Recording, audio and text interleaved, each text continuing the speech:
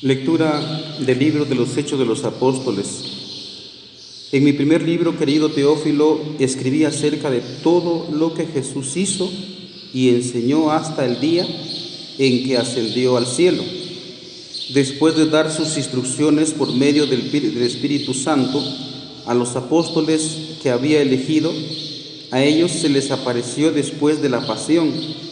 Les dio numerosas pruebas de que estaba vivo, y durante 40 días se dejó ver por ellos y les habló del reino de Dios. Un día, estando con ellos a la mesa, les mandó: no se alejen de Jerusalén, aguarden aquí que se cumpla la promesa de mi Padre, de la que ya les he hablado. Juan bautizó con agua, dentro de pocos días ustedes serán bautizados con el Espíritu Santo. Los ahí reunidos le preguntaban: Señor, ¿ahora sí vas a restablecer la soberanía de Israel? Jesús le contestó: a ustedes no les toca conocer el tiempo y la hora que el Padre ha determinado con su autoridad, pero cuando el Espíritu Santo descienda sobre ustedes, los llenará de fortaleza, y serán mis testigos en Jerusalén, en toda Judea, en Samaria y hasta los últimos rincones de la tierra. Dicho esto, se fue elevando a la vista de ellos, hasta que una nube lo ocultó a sus ojos. Mientras miraban fijamente al cielo, viéndolo alejarse, se le presentaron dos hombres vestidos de blanco, que les dijeron: Galileos, ¿qué hacen allí parados mirando al cielo? Ese mismo Jesús que los ha dejado para subir al cielo volverá como lo han visto marcharse. Palabra de Dios. Te alabamos, Señor.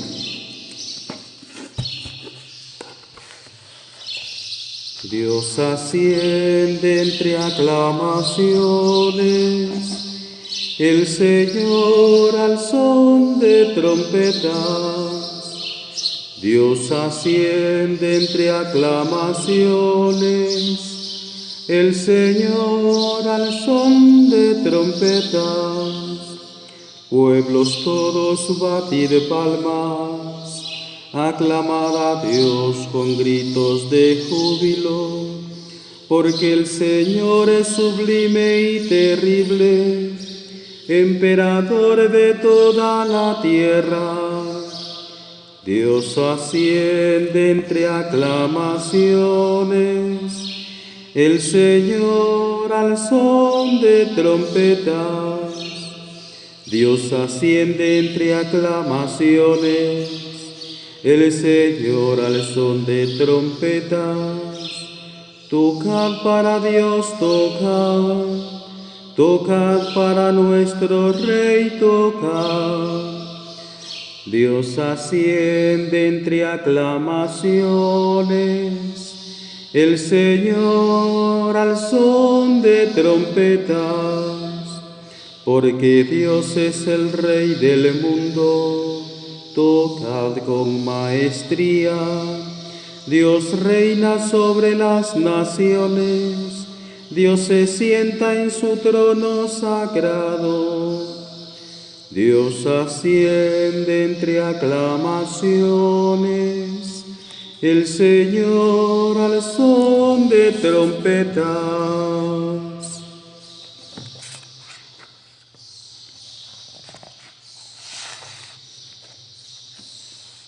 De la carta del apóstol San Pablo a los Efesios. Hermanos, pido al Dios de nuestro Señor Jesucristo, al Padre de la gloria, que les conceda espíritu de sabiduría y de reflexión para conocerlo. Le pido que les ilumine la mente para que comprendan cuál es la esperanza que les da su llamamiento, cuán gloriosa y rica es la herencia que Dios da a los que son suyos, y cuál es la extraordinaria grandeza de su poder para con nosotros los que confiamos en Él, por la eficacia de su fuerza poderosa.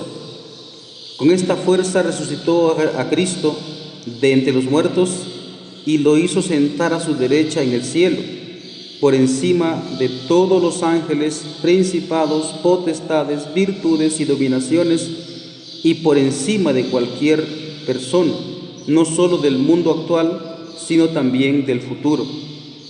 Todo lo puso bajo sus pies, y a él mismo lo constituyó cabeza suprema de la Iglesia, que es su cuerpo, y la plenitud del que lo consuma todo en todo. Palabra de Dios, te alabamos, Señor. Aleluya, aleluya, aleluya.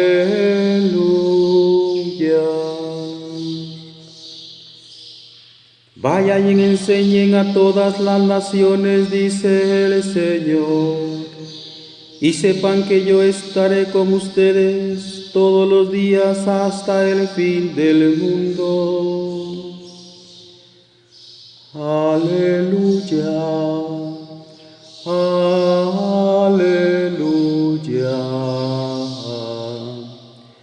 aleluya.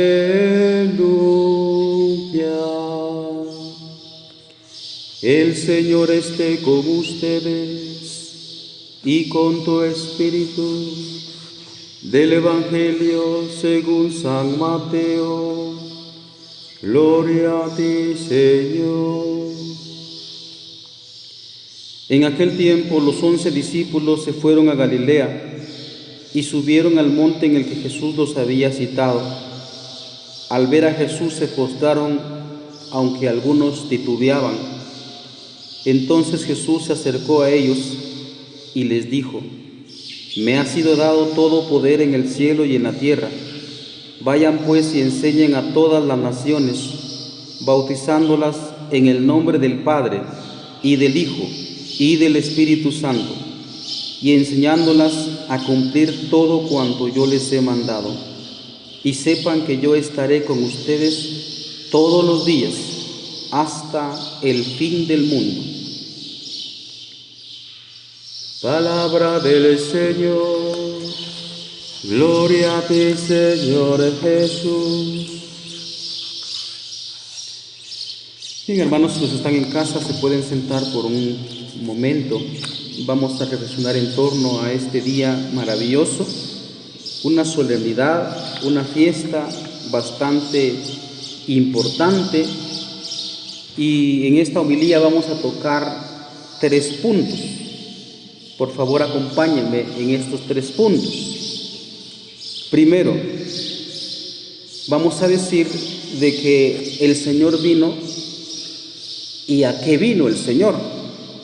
No a enseñarnos nada más una doctrina, no a enseñarnos nada más algunas cosas al modo de cualquier maestro, como un Platón, un Aristóteles y cuantos hombres grandes han pasado en la humanidad a lo largo de los siglos. No fue solo a eso. ¿A qué vino entonces el Señor Jesús? Y creo que la respuesta la tenemos, por supuesto, en las lecturas de hoy. San Pablo nos exhorta algo. Dice: pido a Dios, a nuestro Señor Jesucristo, el Padre de la gloria, que les conceda espíritu de sabiduría y de reflexión para conocerlo. Dice San Pablo: le pido que les ilumine la mente para que comprendan cuál es la esperanza que les da su llamamiento, cuán gloriosa y rica es la herencia que Dios da a los que son suyos, y cuál la extraordinaria grandeza de su poder para con nosotros, los que confiamos en Él, por la eficacia de su fuerza poderosa. Dicho en otras palabras, se trata de lo que Jesucristo mismo decía, y que está escrito en Juan, en lo que hemos escuchado en todos estos días a lo largo de la semana, cuando Él se va a despedir, cuando Él se está despidiendo, porque va a morir, Él dice: he manifestado tu gloria a los hombres, he manifestado tu nombre a los hombres, ellos conocen que he salido de ti. Esa es como la misión fundamental que vino a realizar Jesucristo, a decirnos quién es Dios Padre y al mismo tiempo que es Padre. Y por eso precisamente asesinaron a Cristo, porque recordemos que en el Antiguo Testamento, claro que no estamos hablando de un Dios diferente, estamos hablando del mismo Dios.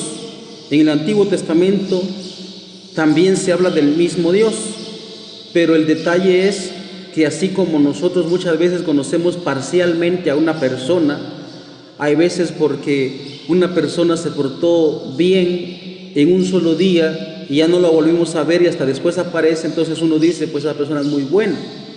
O al contrario, una persona, por ejemplo, se puede portar mal un día y se desaparece y vuelve a aparecer, y por esa mala actitud que tuvo la persona en un momento, la gente dice: pues ese tipo, pues a mí no me agrada porque así y así pasó. Y resulta que solo fue un momento.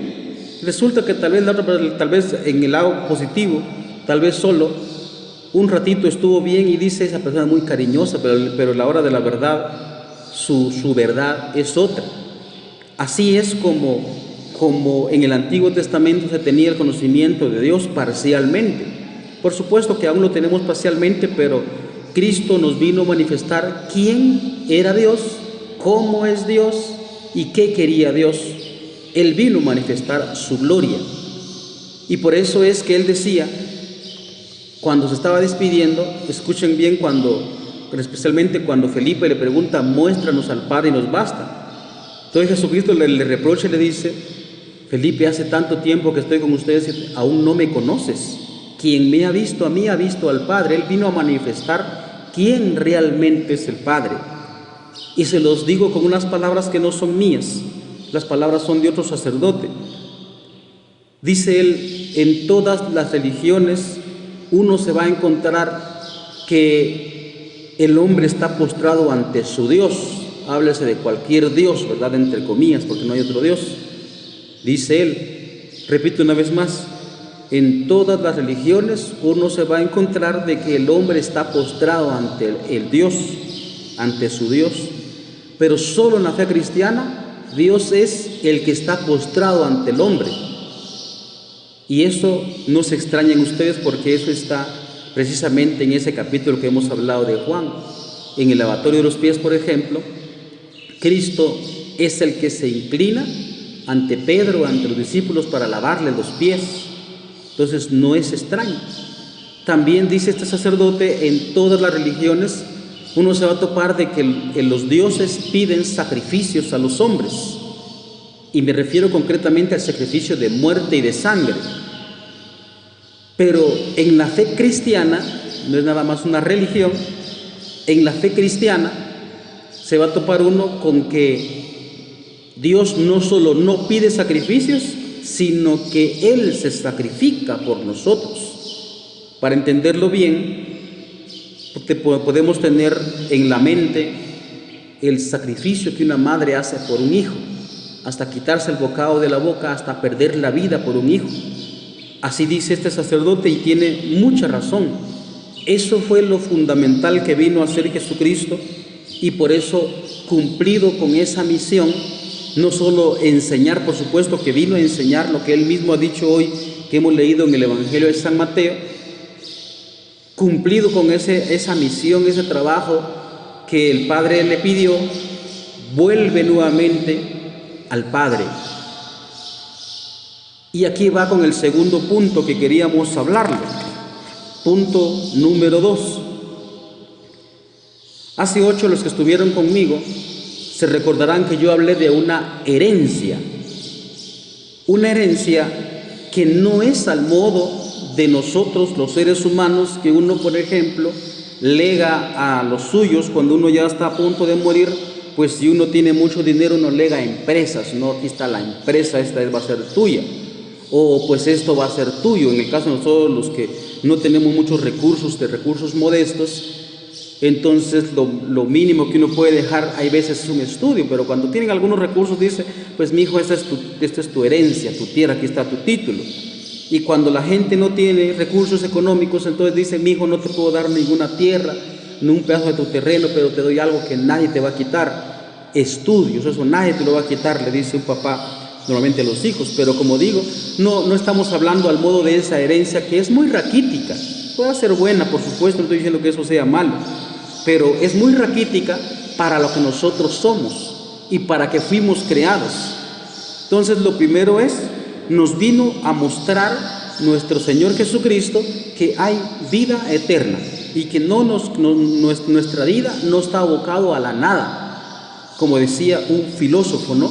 Mirando un árbol, no recuerdo ahora exactamente, pero es uno de esos filósofos existencialistas. Entonces él decía, mirando un árbol allí, el hombre está aquí por gusto y para nada. Qué tristeza. Y muchos siguen ese tipo de filosofía, ese tipo de pensamiento, y por eso caen en la frustración y por eso dice, mi vida no tiene sentido, mejor me muero. Pues qué triste, pero el Señor nos vino a dejar una herencia, y no una herencia material, como digo, de esa manera, sino que nos vino a enseñar que tenemos vida eterna, y en ese sentido pues no podemos nosotros caer en la frustración, en la tristeza, especialmente en estos días. Por eso es que va a decir Pedro en su primera carta, capítulo número 1, versículo número 1, va a decir, pues con la resurrección de nuestro Señor Jesucristo, Él nos ha hecho nacer a una esperanza viva. Y lo repito otra vez lo que dice la segunda lectura. Le pido que les ilumine la mente para que comprendan cuál es la esperanza que les da su llamamiento, cuán gloriosa y rica es la herencia que Dios da a los que son suyos, y cuál es la extraordinaria grandeza de su poder para con nosotros los que confiamos en Él, por la eficacia de su fuerza poderosa. Eso es lo que nos vino también a heredar nuestro Señor Jesucristo. Pero al mismo tiempo, estamos en este segundo punto, hay otra realidad. Cristo vino a cumplir con la misión, lo que dijimos en el punto número 1. Pero eso mismo también, ahora aparte de la herencia, es que nosotros debemos ganar esa herencia también, porque Él nos vino a dejar, a enseñar también eso. Por eso es que ahora Él ya cumplió con la misión. Ahora, ¿quién va a seguir cumpliendo con esa misión de anunciar al Padre, de anunciar quién es el Padre, de anunciar qué quiere el Padre? Ahora somos nosotros. Por eso es que aparece en el Evangelio de San Mateo, en el libro de Mateo, en el capítulo número 16, versículo número 20. Dice que estaban reunidos los 11 discípulos, ¿no?, en Galilea, y subieron al monte en el que Jesús los había citado, y se postraron ante Él cuando lo miraron. Jesús se acercó a ellos y les dijo, me ha sido dado todo poder en el cielo y en la tierra, vayan pues, vayan. Ese es el segundo punto también. Como digo, nos vino a enseñar que realmente hay una vida, y no nada más una enseñanza teórica, como quien escribe un libro, sino que lo vieron, los discípulos lo vieron, cómo lo mataron, cómo lo torturaron, pero también lo vieron resucitado, como indica San Lucas en el maravilloso libro, la maravillosa introducción que hemos escuchado hoy. Dice, en mi primer libro, querido Teófilo, escribí acerca de todo lo que Jesús hizo, escuchen bien, hizo y enseñó, hasta el día en que ascendió al cielo, después de dar instrucciones por medio del Espíritu Santo a los apóstoles que había elegido. A ellos se les apareció después de la pasión, les dio numerosas pruebas de que estaba vivo, y durante 40 días se dejó ver por ellos y les habló del reino de Dios. Entonces, como digo, esto es como lo fundamental que vino a hacer Jesucristo, y ahora nos lega esta misión. Dice, un día estando con ellos en la mesa, les mandó, no se alejen de Jerusalén, guarden aquí a que se cumpla la promesa de mi Padre, de la que ya les he hablado. Juan bautizó con agua, dentro de pocos días ustedes serán bautizados con el Espíritu Santo. Los ahí reunidos le preguntaron, Señor, ¿ahora vas a restaurar restablecer la soberanía de Israel. Jesús le contestó: a ustedes no les toca conocer el tiempo, ni la hora que el Padre ha determinado con su autoridad, pero cuando venga el Espíritu Santo y descienda sobre ustedes, se llenarán de fortaleza y serán mis testigos en Jerusalén, en toda Judea, en Samaria y hasta los últimos rincones de la tierra. Esa también es como la parte de la herencia que nosotros tenemos que ganar, trabajando. Nosotros somos los que tenemos que trabajar también. Cristo ya se fue, Él ya nos vino a dejar, como digo, esa herencia. No solo es una enseñanza nada más, como nos acusan a la iglesia, ¿no? Y dicho esto, dice, se fue elevando a la vista de ellos hasta que una nube lo ocultó de sus ojos. Mientras miraban fijamente al cielo, viendo alejarse, se les presentaron dos hombres vestidos de blanco que les dijeron: Galileos, ¿qué hacen ahí parados mirando al cielo? Ese mismo Jesús que los ha dejado para subir al cielo volverá como lo han visto alejarse. Un día volverá, pero nosotros tenemos que cumplir esa misión. Por eso es muy interesante, por una parte, dicho sea de paso, los Hechos de los Apóstoles, cuando tenemos la conclusión de los Hechos, resulta que ese escrito que hace Lucas lo deja entre puntos suspensivos. ¿Por qué? Porque nosotros somos los que tenemos que cumplir con esta misión. Nosotros somos los que tenemos que anunciar esa nueva vida, ese nuevo camino, esa nueva vida que nos vino a enseñar Jesucristo. No es nada más aprendernos unas oraciones, no es nada más aprendernos unas cuantas cláusulas morales, no, sino que nos vino a enseñarnos esa vida, cosa que fueron testigos oculares, como dice acá, les dio numerosas pruebas de que estaba vivo.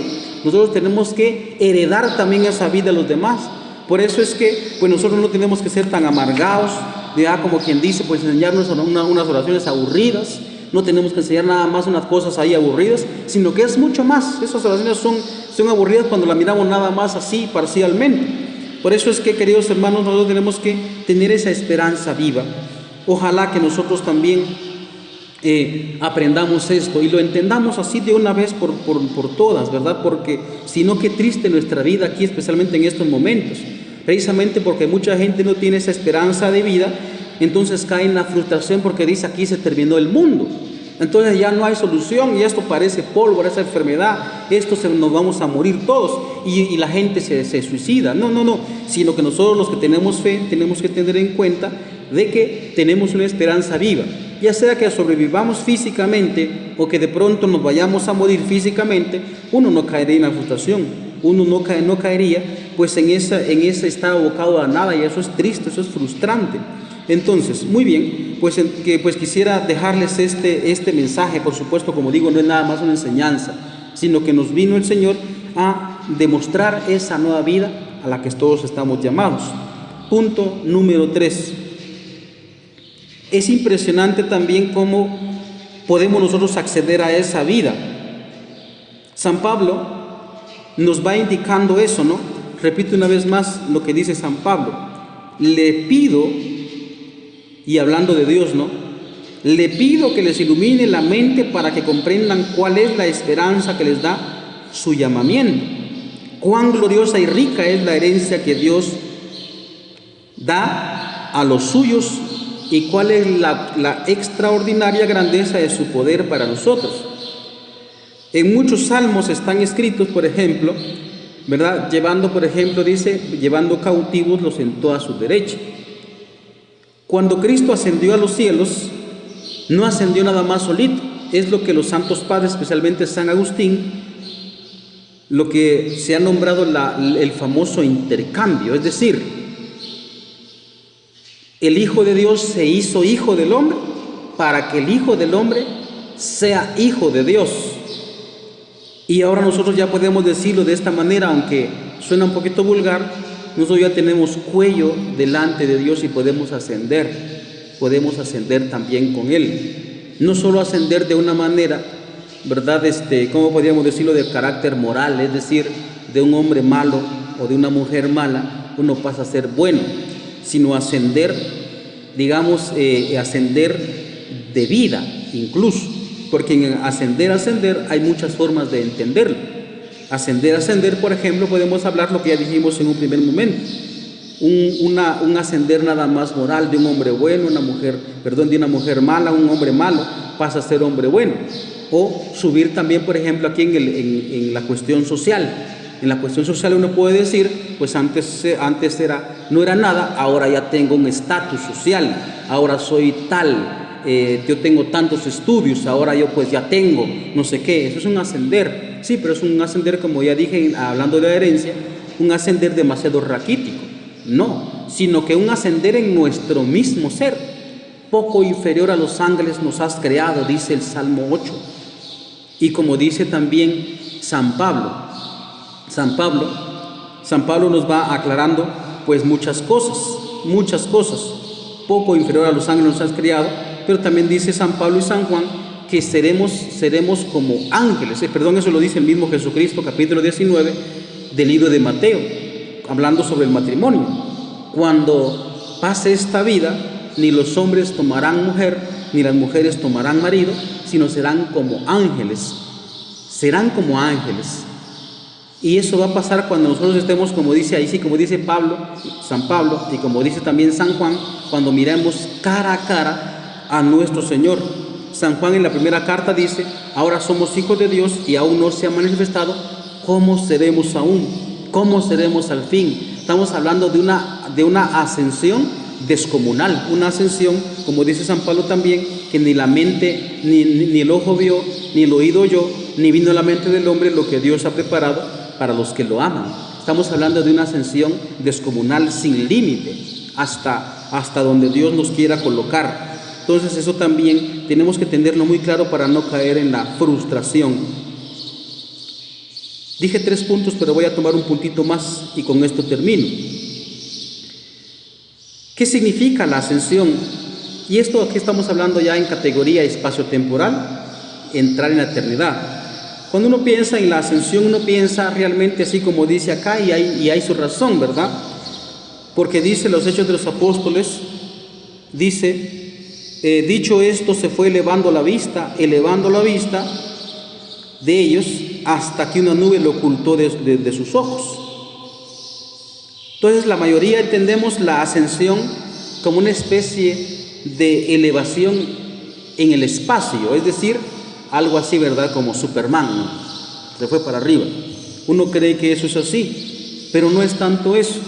Por supuesto que los discípulos así lo entendían por el concepto astronómico que ellos tenían, por la visión astronómica que ellos tenían, ¿verdad? Que el cielo pues es una especie de agua por ahí arriba, y pues ascendía al cielo pues así espacialmente para arriba, literalmente.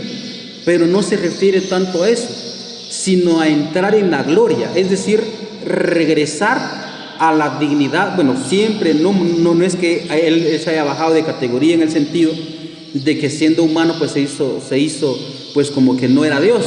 Él tenía esa gloria, solo que estaba bajo las apariencias de ser humano. Cuando dice, por ejemplo, que una nube lo ocultó de sus ojos, eso es lo que está significando de que Jesucristo entró nuevamente a la gloria que Él tenía. Digo eso porque no hay forma de decirlo, porque nuestra categoría, lo que tenemos en la cabeza es espacio-temporal. Significa es regresar nuevamente, estar nuevamente lo que tenía antes. ¿Cómo era Él? Estaba en Dios, como dice San Juan en el Evangelio. En el principio era Dios y estaba con Dios. Y eso significa la nube, que lo ocultó de sus ojos, porque la nube siempre ha representado a Dios.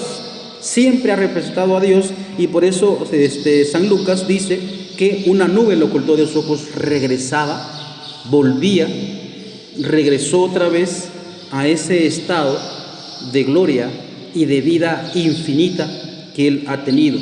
Y a eso estamos llamados nosotros. Por eso, hermanos, celebremos esta fiesta maravillosa. Hoy se dice una frase también: el triunfo de Él es ya nuestro triunfo.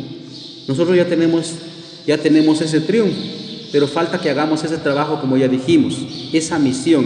Y cuando digo misión, no me refiero nada más a que el Padre predique la palabra, un catequista predique la palabra. No, hermanos, media vez somos bautizados, como se ha indicado hoy, nosotros tenemos la obligación de predicar la buena noticia de la vida en el reino de Dios. Eso es evangelio.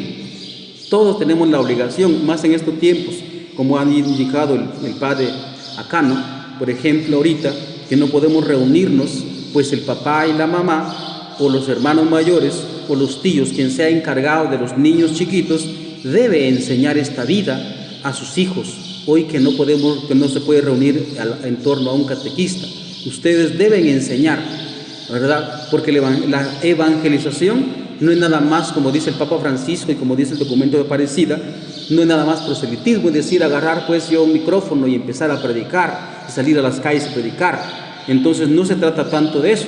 Entonces, pues, como dice el Papa Francisco, la evangelización es por atracción, es decir, mi testimonio, ¿cómo soy yo? ¿Soy persona buena? ¿Soy persona enojada? ¿Soy persona amargada? Entonces no voy a atraer a la gente, pero soy persona buena, sé perdonar, sé amar a los míos a pesar de la deficiencia que como seres humanos tenemos.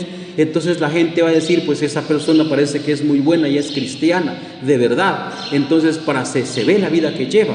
Entonces la gente se viene por su propia cuenta y por su propio pie, digámoslo de esa manera, a participar en la Santa Iglesia que Cristo dejó. Ojalá, hermanos, que nosotros entendamos esto un día. Vamos a pedirle al Señor que infunda más fuertemente en nosotros el Espíritu Santo para que tengamos ese valor de anunciar esta nueva vida, o como dice los Hechos de los Apóstoles, este nuevo camino. No es nada más una enseñanza, porque en ese sentido rebajamos todo lo que Cristo vino a decir, hacer y enseñar. No es nada más una enseñanza, es una nueva vida. Pidámosle al Señor que nos abra la mente, como dice San Pablo, que nos dé ese espíritu de reflexión, ilumine más bien nuestra mente, ¿verdad? Porque abrir es una categoría un poquito no muy adecuada, ¿verdad?, de las filosofías orientales. Como dice aquí San Pablo concretamente, pidámosle nosotros al Señor que ilumine nuestra mente para que comprendamos esta nueva vida. Alabado sea Jesucristo, por siempre sea alabado. Viva Cristo Rey. Viva Cristo Rey.